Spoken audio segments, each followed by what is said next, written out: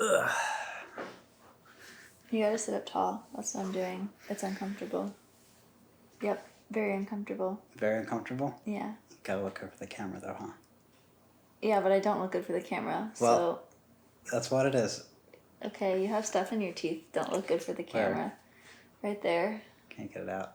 No. No? No, I can't. I tried. Like, can you see? Yeah, if you have green stuff in your teeth. Okay, so it is Friday night, and we've had Penny for exactly 1 week now. As you can probably tell, we are tired. Exhausted. Very tired. Yeah, worn out. We haven't slept for a week now. Yeah. But that said, it's been going pretty well so far. She's very smart. She's very smart. So in the first 3 days of training, she had learned what? Sit down. It's hard to remember everything. Look at me. Her name. Maybe a couple others. But now we're a week in, so we're 7 days, so she's 9 weeks old now. And she knows sit, down. She can go from down to up and from sitting to standing. We're working with her to sit pretty, which is like sitting up like that. She can spin clockwise and she can twist counterclockwise.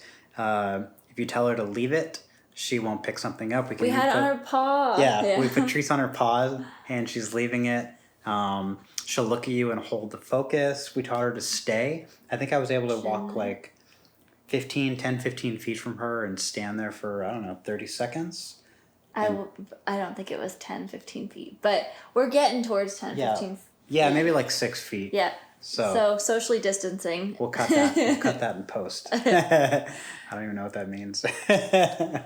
But she's doing really good. She's a little ball of energy when she's not passed out, which is most of the day. Yeah, she got the zoomies tonight and just was bouncing everywhere and was jumping straight up on all four paws.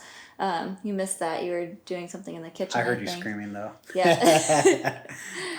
We've taken her to the park a couple times. We are keeping her off the grass because she does not have all of her shots, and so we do have her on a blanket, and then we sit on chairs on the blanket, and both times at the park she's passed out in our arms, so it kind of defeats the purpose of showing her everything that there is to do at the park, but I think that it's a very overwhelming experience. But she started playing with us once she woke up this afternoon while we were still there. But even with all the social distancing being in effect, we've been able to at least try to expose her to seeing lots of different kinds of people, different ages, dogs, different activities. Yeah, she's seen bicycles and skateboards. Yeah, lots of little kids, lots of older people. Everything they tell you that the dog should be exposed to. And kind of the nice thing is everyone's wearing face masks. So she's probably not going to be scared of people wearing masks in the future. Yeah, Ryan put his mask on and went up and down a couple of times while he was holding her. Or I was holding her. I don't know. Maybe they're on the floor. But basically, she didn't have any issue with the mask being on or off. Didn't try and attack the mask, which was really great. She does like string type things. So like her leash, she loves to chew on. We're working on that. So I was worried she was going to try and, our masks have tie strings, and I was worried she was going to try and eat those. Luckily, she didn't. So they are still intact because we need those for our other parts of our life right now. But she does try to eat everything else. Yeah, she loves grass. Grass is very tasty. Mouthfuls of grass. Yeah. Yeah, so what has been your favorite part so far of having a puppy for a week? I think she's just so adorable. I hate when she's really, really bitey because she bit me. I have marks. Ryan has marks. Yeah, I can tell. Got marks all over my hands. But I think it's just really cute when she gets really, really bitey, and then all of a sudden she just, it's like incoming and she's running at you.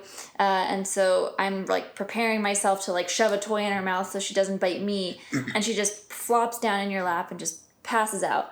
And I think that's really, really fun and really cute. And it's been really awesome to watch how quickly she's been able to learn all of the tricks that we've taught her. I taught her twist at 6 a.m. this morning with like maybe 2 or 3 treat lures and then was able to just kind of point my finger to have her turn around.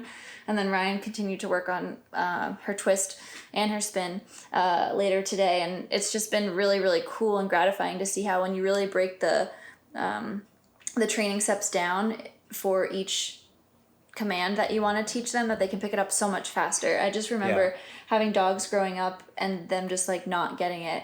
And I think we were really trying to go for like the full down or like the full sit or whatever. But then if you really just kind of like reward them, even if their entire body's not laying down, but like they kind of move their paws down, they start to get the idea of what they need to be doing. Yeah. Yeah. So like we've been following Zach George's YouTube videos, and we bought both of his books. Just, I don't know, he seemed like he has some good resources and the He's dogs definitely he worked done his with. research. So. Yeah, so for us, we were like, okay, we like this guy, we're going to go with him. And I have to say, following everything, I've been trying to follow everything to the T. Susan probably hates me for it because I keep yelling What at her, did the like, book say? you got to follow the book. But like, we're getting crazy results crazy fast. Yeah. And, you know, I don't know that she's any smarter than any other dog, though everyone wants to say their dog is super smart. And she is super smart and we love her to death. But like, the techniques really, really work. And we've found that not trying to get the dog in the perfect position before you reward, but like Susan was saying, those incremental steps, getting them into the position you want to be in or doing the action you want to be in, they pick it up so fast. And once they start getting the momentum and they finally hit it, and you give them a big reward for doing the right thing, it's just, they have it, and it's so cool to watch.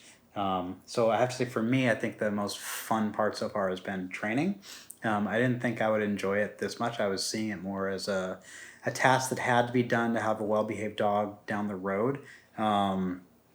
But it turns out that I just want to train her all day long because she just has so much fun and she's picking up so many things. I'm like, wow, maybe we should have gotten a border collie because this is great. Because I don't think she's going to be able to do like parkour tricks off of our feet or anything. Not anytime soon. But she's going to be a great dog. Yeah. I can already tell. Yeah. What was the most challenging thing? I was just about to ask you. No sleep is hard. I have a newfound respect for the people that wake up at 4 a.m. and go exercise. That too, but I'm just thinking of parents that work and have children. Like, we have to do this for, I don't know, a couple months until she can sleep through the night and mellows out. I don't know how people do this for years and years because it's been a week and I can barely stay awake at 6 p.m. Yeah. I think I fell asleep on the floor with her the first few days in. Susan was taking pictures, but that has been exhausting. And I will say that the stress of the shelter in place of being locked at home, not getting any sleep, constantly having to watch a dog. I mean, we're doing this whole video series is on what it's like to actually have these dogs, and you know, it's hard on a relationship. Like, you're stressed and tired all the time. We've been very bickery this last week. We've been pretty bickery, yeah. But I think we've also really enjoyed the successes together too, and have gotten really excited about the same things. But it's a learning process, and it's definitely tough. But we are learning, and Penny is learning, and it's gonna be good. Yeah, I have to say for me that the lack of sleep is bad, and I get in a very bad mood when I'm don't have enough sleep. But I think the potty training part has been the most frustrating part for me. Yeah, you've been having a hard time with the potty training. Yeah, I just don't. She won't bark. Every dog that I've ever had, it just goes to the door and barks. So we actually, Ryan and I fostered a dog about a month and a half ago for a week. And she would just go to the door and sit, but at least she went to the door. And so that was a little difficult because it's hard to see our front door from the couch. And so I would be like, oh no, where's the dog? And if she's at the door, I knew she needed to go out. Whereas with Penny, she doesn't bark. She doesn't go to the door. We actually have been carrying her because there's some stairs and she's too young to do stairs right now. And so we've been carrying her, and then put her down once we get down those stairs. But she's had a lot of accidents. She's still peeing in her crate like 1 to 2 times a day. No, that's not true at all. Yeah, she peed in her like... crate twice today because she peed in last night when I got up. Today was bad, but the previous days she hasn't. Well, but she still had she's had accidents every day. Yeah, there hasn't been a day where without an accident, but there have been days where she's only had like one accident. Yeah, and I will say, like, it's been more pee accidents than poop accidents. We had there was one notable poop accident where she like went and hid back behind the crate. Oh yeah. And then all of a sudden I was like, oh, I think she has to go. And Ryan got her leash on and her collar on and grabbed the treats for when she would go and ran outside, and I turned back around and there was the poop. And so I texted Ryan, but I don't think he got the message. And he came back in and was like, she didn't go. And I was like, that's because she'd already gone. Oh yeah, I don't get service down there. Yeah, so I did on my phone. Yeah, so I think the potty training's been really tough for me, just because I really thought she would have gotten it by now. But she's working on it. She's getting better. Today was a really good day. She's starting to pee, and like you don't have to like plop her in the same spot. You can just kind of let her walk a little bit. And we're starting to understand a little bit more of her signs, at least inside. When she starts to sniff, or like if she starts to get really bitey, means she has to poop, or she's gonna have the zoomies and pass out. But usually it's poop first, then pass out. So. Right. Well, I think that brings a good point. So one thing that we're probably going to try to do different next week is, you're supposed to keep them on a schedule and take them out every 2 hours. So if they're 2 months old, they can hold it for 2 hours. If 3 months old, they can hold for 3 hours, etc. And we first really stuck to that. But that is exhausting and it's hard to keep track of, especially if they don't pee and poop at the same time, and then you're running different timers. Lots of different schedules. So we started relying more on the signs of her like sniffing or circling. But by the time she gets to that point, I mean, you have seconds before she's there going. Might be an accident, yeah. And so like today, I think we tried to keep her more like every 2 hours. We just took her out and you just stand out there and wait until they go, and that seemed to work really well. She had one accident today. Ryan was on a phone call for work. I was out here eating lunch. I had her in her crate with her Kong with a little bit of peanut butter inside. And my intention was eat my lunch, put my lunch down, and then go and pick her up and take her out, because the last couple of times that she's had a Kong in her crate, she's had to go to the bathroom afterwards. And I missed it. And I don't know how I missed it, because she was just kind of like looking at me. I don't know. Yeah, I don't know. I must have, put my dish in the dishwasher or something, and that's when it happened. So then I yelled to Ryan to help me. So he came out from his meeting very quickly to help get her all set up in her leash and stuff, and I ran outside with her. And we've just been reinforcing that even if she does have an accident in the house, we do take her outside. And I don't let her like play around in the grass or anything. I just say, okay, go potty outside. Not that she understands the outside part. She's starting to understand go potty.